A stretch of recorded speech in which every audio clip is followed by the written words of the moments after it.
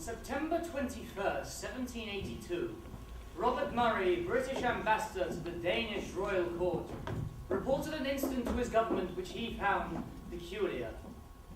Upon attending a dramatic performance in Copenhagen, he witnessed King Christian's unusual relationship with Goldberg, the ruling politician of that time. Christian seemed to follow Goldberg around like a scared little puppy dog. After the performance, which saw Christian spilling onto the stage midway through, the ambassador shared words with the king. Strenzy was a brilliant man. I didn't kill him, do you hear? They say he was executed, but he lives. He comes to me, he lives! Goldberg intervened, and comes the raving king. Strenzy is dead, your majesty. We know that, don't we? We've agreed on that. And then the king began bowing mechanically, as though he were a wind-up toy. I must now go seek out my benefactress, the sovereign of the universe. I am in danger, and she will save me. After his death, people will talk of the Strenzy era, though his power only lasted 2 years. Nobody referred to the following 12-year reign as the Goldberg era. 16 years earlier, on January the 14th, 1672, attending his crowning in Denmark, Christian performed in front of the balcony in front of his many glorious fans. However, after a brief lapse of grace, he saw himself grinning and waving from the balcony. Like a baboon. Caroline Matilde, An English princess and youngest sister to King George III of England, married Christian in November of the same year. she was 13. It was said that she was almost entirely without talent. On the wall of her new room, she scrawled the words, Oh, keep me innocent, and make others great. The couple fucked once, and Caroline soon bore the king an heir.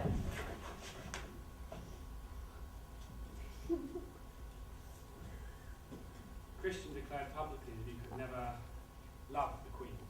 It isn't fashionable to love one's wife. In 1768, Johann Friedrich Strenzy, a doctor from Altona, was appointed royal physician to the king. A most unlikely friendship developed.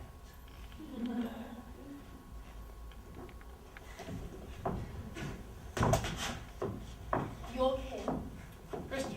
Ah, my queen, come and kiss me. I'd rather drink my own juices. Caroline, Get her out! Christian, what are you? When someone comes through the door, it's nice, I find, if you greet them with a bit of furniture. Oh, I find perhaps you might... chair, desk, table, piano, portrait, mirror. Your Majesty. All of them. I shall thrust at the visitor. What is his name? Goldberg. Yes, Goldberg. The spy. The small, insignificant man. He wants my skin. Did you know? The entire court feasting on itself. That is his grand plan. But I see through those glitter-bug eyes. Right through the soul he believes. Impenetrable. And do you know what I found there, Strenzy? Fear. Fear and punishment. Not his own, but mine. He wants my skin! Yes? He is known to be allied with the Dowager Queen. I believe she wants your position, her own dribbling son, the Crown Prince. Him? King? He can have it! Take my crown, you drooling grin! Illusion! Your Majesty. Fear and punishment, Strenzy! Nobody is going to punish you, Christian. Come here. No. No. No. You are wrong, Strenzy. I had a dream and I learned the truth. It's the truth, of course. There is a circle of 7 men who are responsible for all the evil in the world, and I am one of them. There is no evil in you, Christian. But there is a woman. One from the whorehouse who always has time. She is the sovereign of the universe, and perhaps she can deliver me from evil and become my benefactress. But the rat has sent her away! Calm. Calm. Only Goldberg knows where she is. This circle. Who else is in this circle? All the ones I love. That is a sign of the 7. I've thought and deliberated, but so far I can only come up with 3. Moranti, the page, is my little brown flame. Vitreous, imperial counsellor to the king. Your dog. Vitreous. And you. Aren't you, Strenzy? One of the 7. Well, But then, why do I love you?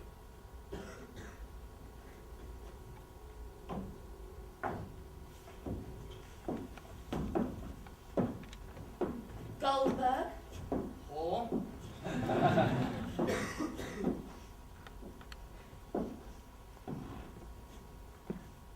Christian will see you now. you put Kant on a pedestal, why?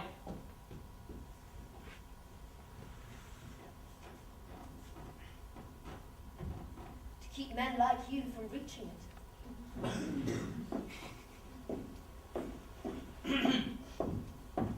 Oh, fuck off, Goldberg! Your Majesty. Together we can purify the cock. And fuck you in the arse, but I don't have a cock. Why are you really here, gold lizard? Goldberg. Shut up, you insignificant little nitwitty titty tit fondling bubble. Bath. I fucked her. She's not my. Did you? She's not my mother. Fucked her. Oh. Oh. Oh. In every... Yes, and I'll have your head if you go on. Everybody thought, oh, Goldberg.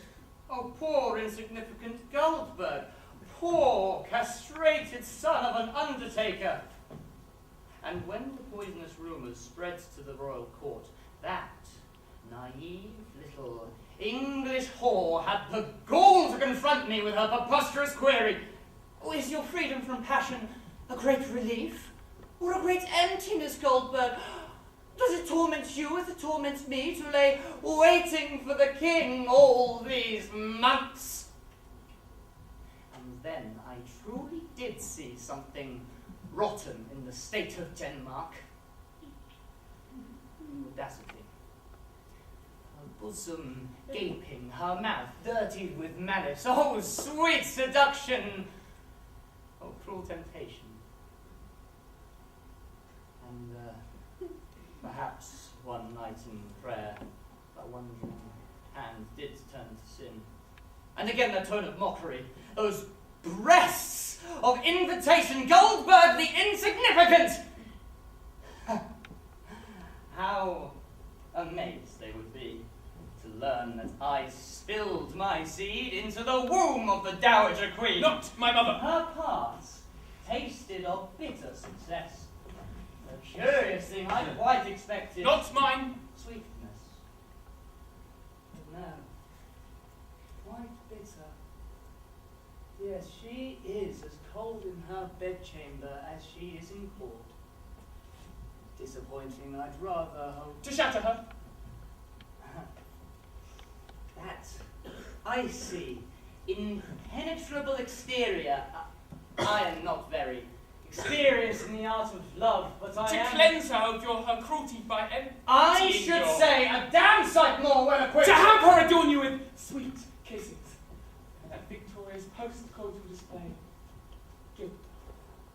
Shame. Births.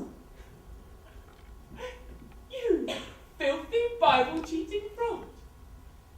Lips soft. Her bits all swollen for you. Sodden with. I really find women so desirable. You'd like that, wouldn't you? So utterly false. All signs pointing one way. Gaping holes, but no arms. Draped across your skin. Your scaly old man's skin. Her bosom pressed up against your pruny chest. Is that what you know? Fucking substance! I am old, merely I like you, Christian, but you are impossibly difficult to comprehend sometimes. It's really very... Tell me where she is!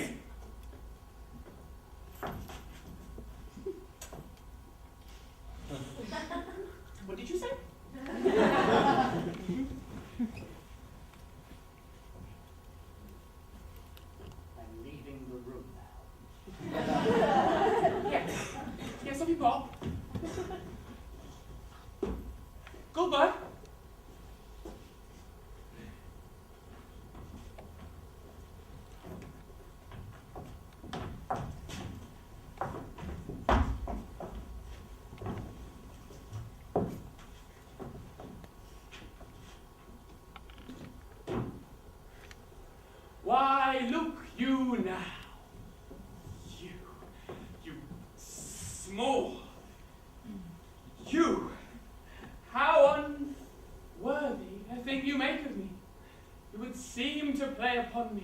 seem to know my stops, you would pluck out the heart of my mystery, of my soul. Strip me of my Saviour, you bloody! You would sound me from my lowest note to the top of my compass, and there is much music, excellent voice in this little organ, yet cannot you make it speak? Blocked it you did, sent her away, castrated me out of your bloody! Splud, do you think I'm easier to be played upon than a pipe? You know that, you snake tamer, you. Call me what instrument you will, though you can fret me, you cannot play upon me. You cannot! She is far greater than you cannot forever shit on his name!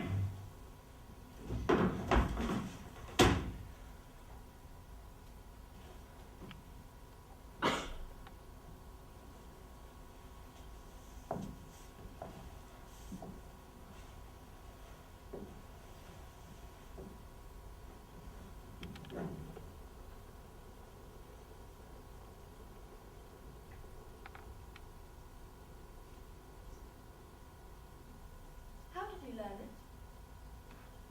Learn what? To wait. You always know to wait for the beat of my pulse. You taught me. First time you held me inside of you and you said, wait. Aren't I clever? Your little revolution. I want a role. No one will listen to the Queen, of course. A little English whore. But you will be my right hand. What do you mean? A hand that is slave to the mind. Isn't that true? But I have so many ideas.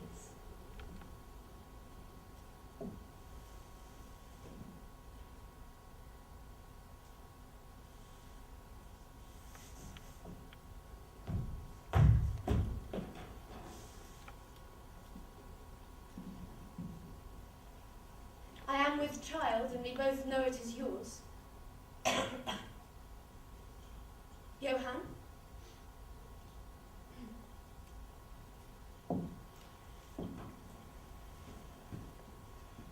When you fuck me, you see right into my soul. But afterwards you cannot bear to look at me. Do I make you so ashamed? Am I beautiful only between the sheets? I love you, why won't you look at me? You coward! I am a queen and you are my right hand. Look at me! You were more of a man when you wore your hair long. Why did you change it? Look at me, you fucker! I am not ashamed of us. And I'm not afraid of them. Why are you? This child will be born out of love. I won't let you poison it with shame.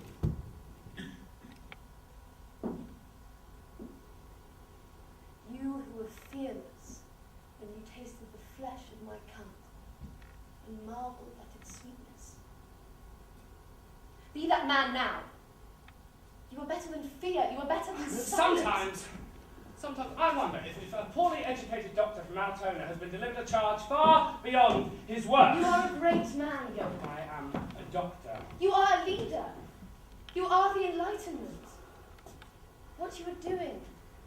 Peasants, the abolition, the suffering. How long without you? And me. How long? I think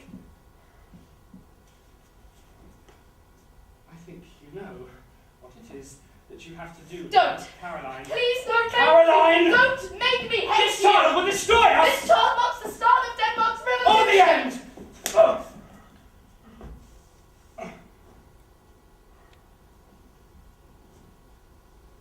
How can you say that? People are already talking. Christian is is childlike, and you know he's not stupid. If they learn the truth... Oh, let them talk! Let them learn the truth! I don't care. So young. I won't let that lunatic touch me again. You love him. I love you.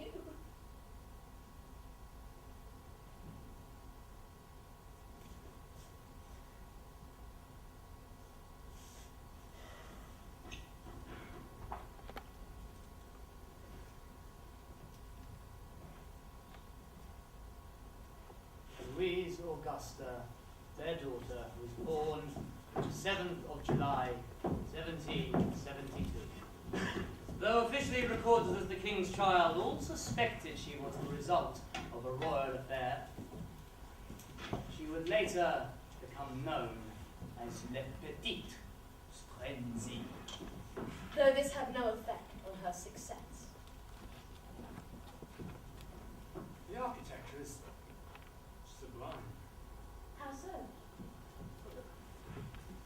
The labyrinth of paths and hedgerows has been specifically designed so the logic of the park's plan is visible from only one point, from up here, from the ruler's balcony. Fascinating. From up here, chaos is reason.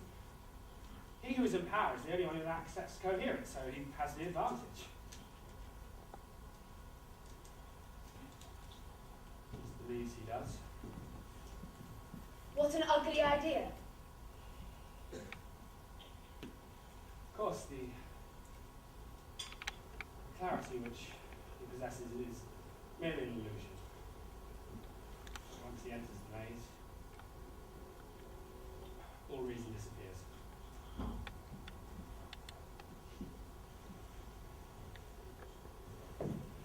Goldberg has arranged for Norwegian sailors to storm the castle. Lovely. I believe we're holding Christian hostage. Aren't we? They plan to kill us! Well, they will be terribly disappointed. Check. Frau, you ought to flee to Sweden. We'll throw a party for them. Rat! Fuck off away! I'll see to him. Go and screw your Bible, rat! It's my skin, I am reason. Get away, you! Rosie. Christian. The performance of Hamlet. Why did they change it? I'm familiar with Hamlet, and Richard III is so cruel. Yes, very cruel. When I experienced that cruelty, I felt something shameful. What did you feel, Christian? Desire? Am I sick, Dr. Spencer? Do they think me mad?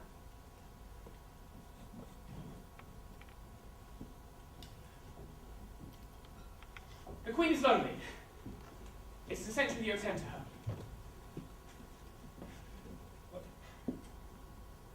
What does His Majesty mean? She is sad. I cannot fix her, and I think perhaps you can. Maybe Your Majesty should resume his visits to her bedchamber. No! And she doesn't like me. She's your wife. She doesn't excite me. You have a duty, Christian. You do it! I can't get hard at all for the bitch. Not at all. I was cleansed when the sovereign of the universe took me in her arms. Caroline is no fun. She's lonely, and I cannot bear the burden. Attend to her. How am I to understand this, Christian? You understand everything. I love you, you know.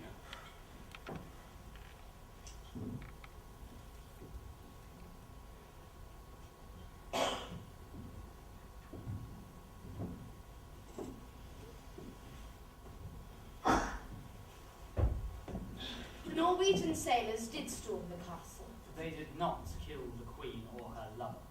In fact, they were charmed by the little English queen and happily filled their bellies with her gifts of food and wine. Goldberg's first attempt to overthrow Strenzy had failed. His second attempt would not. At 4:30 in the morning, on January the 17th, 1772, Goldberg and the Dowager Queen stayed in the coop. Bursting in on the king's private bedchamber with swords and weapons, they broke the young king's nerves and convinced him that his confidant and closest friend had been plotting to murder him and steal his crown. He proved to be very cooperative. He signed the arrest warrants with composure and calm.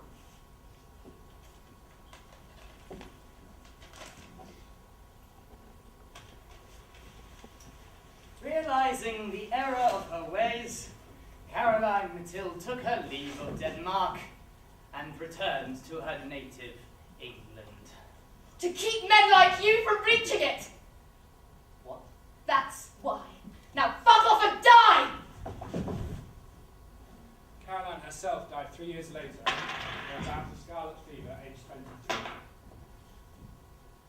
She never saw her children nor Strenzy again.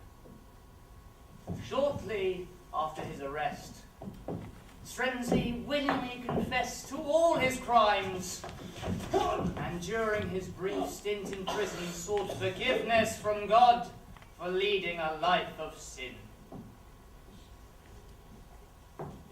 Christian signed the death warrant. If I truly am God's chosen, is it necessary that I be attending the execution? If I can procure a pardon without attending, I will have my answer. I will know for sure! What Christian believed he would know for sure was the true circumstances of his birth. He had long been contemplating the fact that he was, in fact, human, a peasant changeling perhaps, or God's chosen. Really? On April 28, 1772, the day of Strenzy's execution, Christian asked to be woken early and taken to the scene. But shortly after his transport arrived, the doors were locked, the horses unharnessed, and the king was left alone inside. He released a barrage of shrieks, gesturing at the carriage roof above him, screaming at God to pardon his only friend. Strenzy. A god did not manifest itself that day.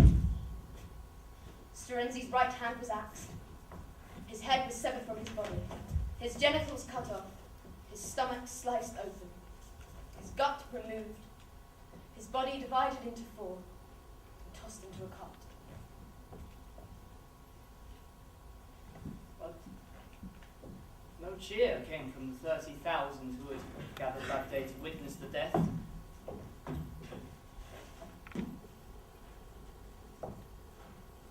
Only silence, a great sea of silence. No God pardoned the man. No God heard the king's cries. Only human beings